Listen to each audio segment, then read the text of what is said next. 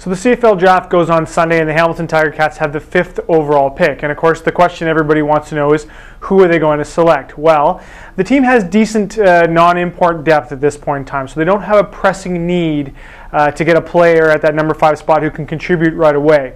But they do have depth needs sort of at offensive line, at defensive line, and probably at receiver as well. And it's that last position, receiver, where there seems to be quite a bit of talent in this draft. And the expectation is that one of the 3 top receivers will be available at that number 5 spot. And we're talking about Marco Iannuzzi from Harvard. We're talking about Anthony Parker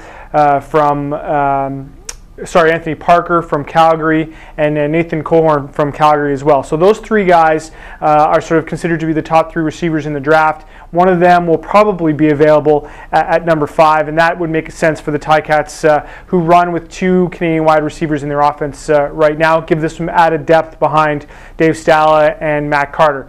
Now, the other 2 areas where they need some help along the offensive line and defensive line, it's a bit more complicated. On offensive line, there are some talented guys in this draft, but a lot of them are playing in the NCAA and still have a year of eligibility left. A couple of them will be NFL prospects. I'm talking about Phil Blake in particular at Baylor. He's a guy that may get a look in the NFL, and you could see him, not end up in the CFL for several years, if at all. Similar to the situation with Danny Watkins this year, similar to the situation with Tiger Cat property Sam Jaguar, who was drafted in the 1st round in 2008 and still hasn't played in Canada yet. So that's always a concern when drafting American players who still have eligibility left in the NCAA, and that's a risk with some of the better offensive linemen in this draft.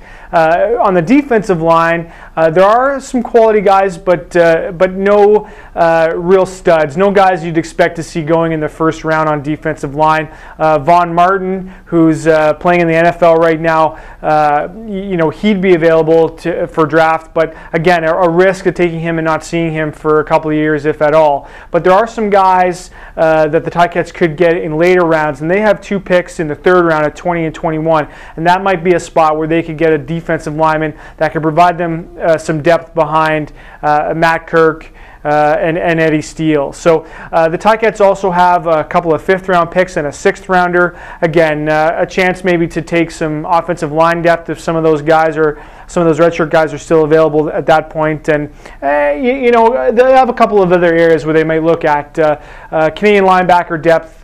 Might also be an issue as well. So if they have a chance to pick up some guys there, that might be a spot where they could do it.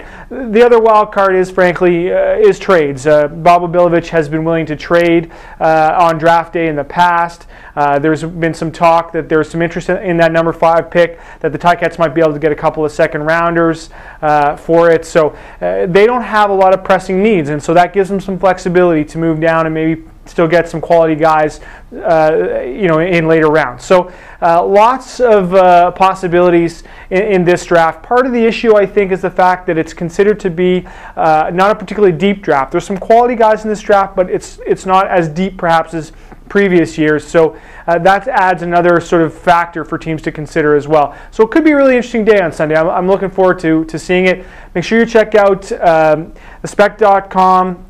The Scratching Post blog going to have a full Ticat draft preview package in Saturday's paper, and obviously we'll have a draft coverage on Sunday and a full package on Monday as well. So for the Hamilton Spectator, I'm Drew Edwards.